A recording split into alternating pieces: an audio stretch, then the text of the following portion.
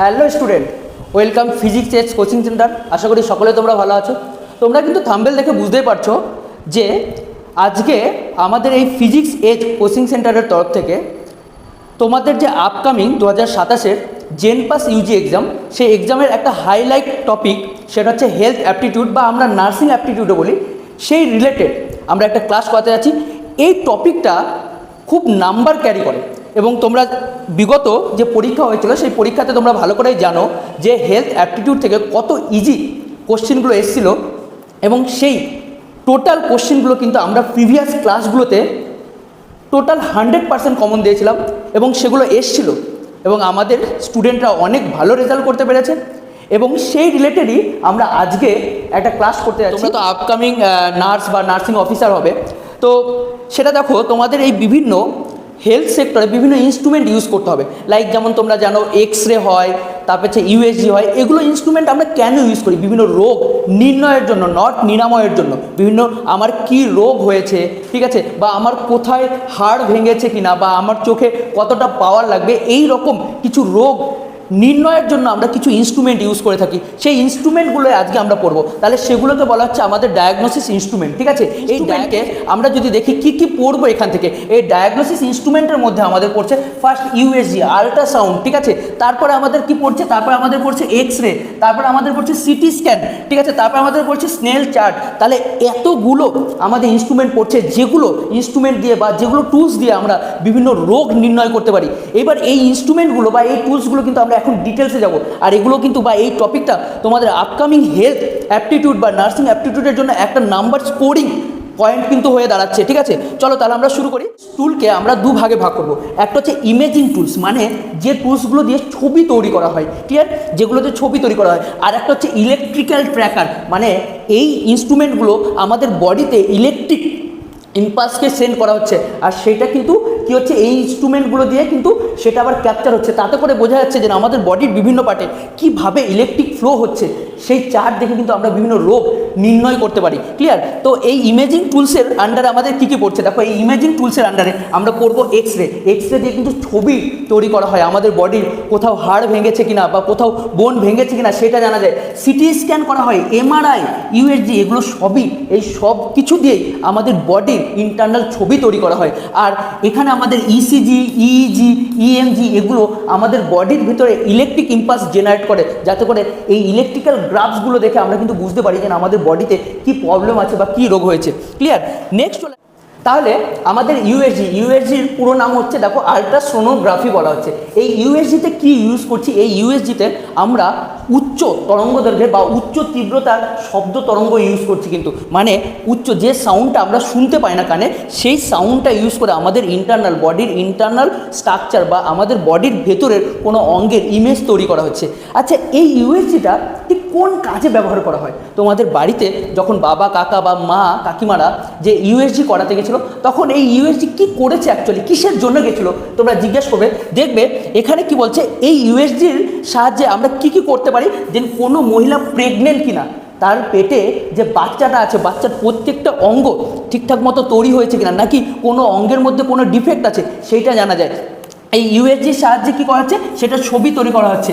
Even আমাদের কোথাও গল ব্লাডারে stone আছে কি না, কিডনিতে স্টোন আছে কি না, এটাও কিন্তু ইউএসজির সাহায্যে জানা যায়, ঠিক আছে। বা কোথাও টিউমার আছে কি না। তোমাদের এখন মেয়েদের খুব একটা ভালো বা যেটা বলা যেতে পারে ফ্রিকুয়েন্টলি যে একটা ডিজিজ হচ্ছে, সেটা হচ্ছে পিসিওডি, পলিসিস্টেমিক ওভারি ডিসঅর্ডার। সেই পিসিওডি মানে তোমার ওভারিতে সিস্ট আছে কিনা, সেটাও কিন্তু আমাদের ইউএসজিতে জানা যায় কিন্তু, ঠিক আছে। তো এই ইউএসজি কিন্তু কোনো ক্ষতিকারক এক্স রে বা রেডিয়েশন ইউজ করা হয় না। তাহলে ইউএসজি মোটেও বলা যাবে না যে ক্ষতিকারক, কারণ এখানে কোনো এক্স রে বা কোনো রেডিয়েশন জাতীয় কোনো রে ইউজ করা হয় না। এখানে যা শুধুমাত্র সাউন্ডের উপরে, কোন সাউন্ড, আলট্রাসনিক সাউন্ড, উচ্চ ফ্রিকোয়েন্সিযুক্ত সাউন্ড ইউজ করে কিন্তু এই ছবিগুলো করা হয়, ঠিক আছে। এইবার চলে আসি আমাদের এই ইউএসজি মেশিনটা কীরকম হয়। দেখো এইটা হচ্ছে আমাদের একটা ইউএসজি মেশিন। এখানে একটা মনিটর আছে, এই মনিটরের মধ্যে আমরা আমাদের বডির ইন্টারনাল অর্গানের ছবি দেখতে পাবো, ঠিক আছে। এই মনিটরটাকে আমরা কিভাবে কন্ট্রোল করব, দেখো এখানে আমাদের একটা কিবোর্ড সিস্টেম আছে, সেখানে আমরা পেশেন্টের নাম, এজ, এগুলো ইনপুট করতে পারি। এবং এখানে একটা দেখো লেখা আছে ট্রান্সডিউসার। এইটাই তোমার যে অংশে ইউএসজি করতে হবে সেই অংশের উপরে এটাকে মুভমেন্ট করানো হয়। যেমন আমরা টেবিলের ওপরে মাউস মুভমেন্ট করি, তেমনভাবে এই ট্রান্সডিউসার যন্ত্রটা কী হচ্ছে তোমার পেটে বা যেখানে ছবি করতে হবে বা যেখানে টিউমার আছে সেখানের উপরে এটাকে মুভমেন্ট করাতে হয়। এখান থেকে সাউন্ড রিলিজ হয় যেটা আমাদের এই কম্পিউটার বা মনিটরের মধ্যে ধরা পড়ে, ঠিক আছে, যে আমার বডি কোন অঙ্গের মধ্যে কি ডিফেক্ট আছে। ক্লিয়ার? তাহলে আমরা নেক্সট ছবিতে দেখে নিই যে কীভাবে এই সাউন্ড ইউএসজি করানো হচ্ছে। দেখো এখানে তোমরা দেখতে পাচ্ছ যে এখানে মনিটর আছে, এই মনিটরের মধ্যে দেখতে হচ্ছে, আর এখানে দেখো একটা পেশেন্ট আছে, পেশেন্টের পেটের ওপরে একটা ট্রান্সডিউসার ধরে রাখা হয়েছে, যে ট্রান্সডিউসার থেকে সাউন্ড রিলিজ হচ্ছে এবং এই সাউন্ড থেকে যে ছবি বা ইমেজ ক্রিয়েট হচ্ছে সেটা কিন্তু ওই মনিটরে দেখা হচ্ছে। ফলে কি হচ্ছে, এই সাউন্ডের থ্রুতে আমাদের ইন্টারনাল বডিতে কোথায় ফ্র্যাকচুয়েশন আছে বা কোথায় ফ্র্যাকচার আছে বা কোথায় কোনো অসুখ আছে বা কোথায় কি আছে সমস্ত কিছু কিন্তু আমরা দেখতে পাচ্ছি। তাহলে এই ইউএসজিটা আমরা কোথায় কোথায় ইউজ করব তাহলে দেখে নিই। আর এই ইউএসজির টাইপ কী কী হতে পারে? ইউএসজি 3 বা 4 রকমের হয়ে থাকে।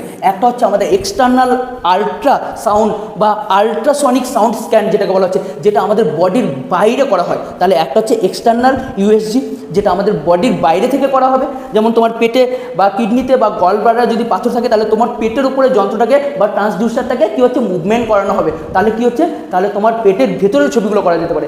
আরেকটা হচ্ছে আমাদের ইন্টারনাল মানে কি, যে এই রকম আল্ট্রাসনিক সাউন্ডে তোমার ইন্টারনাল অর্গান লাইক যেমন তোমার অ্যানাস দিয়ে কিংবা তোমার ভ্যাজানাল ওপেনিং দিয়ে একটা এই ট্রান্সডিউসার ভেতরে ঢুকিয়ে দেওয়া হবে, ফলে ভেতরের একটা ইন্টারনাল স্ট্রাকচার তৈরি করা হবে, ঠিক আছে, সাউন্ড দিয়ে। আরেকটা হচ্ছে এন্ডোস্কোপিক, এটা তো তোমরা সবাই জানো যে মুখ দিয়ে একটা তারের মতো ঢুকিয়ে দিয়ে তারপরে ভেতরে ছবি করা হয়। আর লাস্ট আরেকটা হচ্ছে আমাদের ডপলার আল্ট্রাসনিক সাউন্ড, ঠিক আছে, সেটা হচ্ছে আমাদের ব্লাড ভেসেলসের মধ্যে দিয়ে কীভাবে ব্লাড সাপ্লাই হচ্ছে, ব্লাড ভেসেলসের মধ্যে কোথাও ব্লাড ক্লটিং হয়ে আছে কিনা সেইটা কিন্তু আমাদের এই ডপলার আল্ট্রাসনিক সাউন্ডের মাধ্যমে দেখা হয়।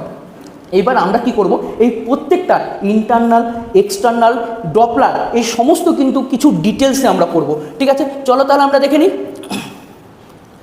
আচ্ছা, এইটা আমরা একটু আগে এই ছবিটা দেখালাম, আমাদের এইটা হচ্ছে এক্সটার্নাল আল্ট্রাসনিক বা ইউএসজি বলা হচ্ছে। দেখো এখানে এই যন্ত্রটা পুরোটা বডির বাইরে দিয়ে মুভমেন্ট করানো হচ্ছে, আর এই যন্ত্রটা ইউজ করার সময় একটা আমাদের জেলি লাইক সাবস্টেন্স ইউজ করা হয়, জেল ইউজ করা হয় যাতে যন্ত্রটার ফ্রিকশনটা কমে যায়, ঠিক আছে, যাতে যন্ত্রটার ফ্রিকশনটা কমে যায় এবং ছবিটা ভালো হয়, সেই জন্য কিন্তু এটাকে আমরা বলছি এক্সটার্নাল ইউএসজি।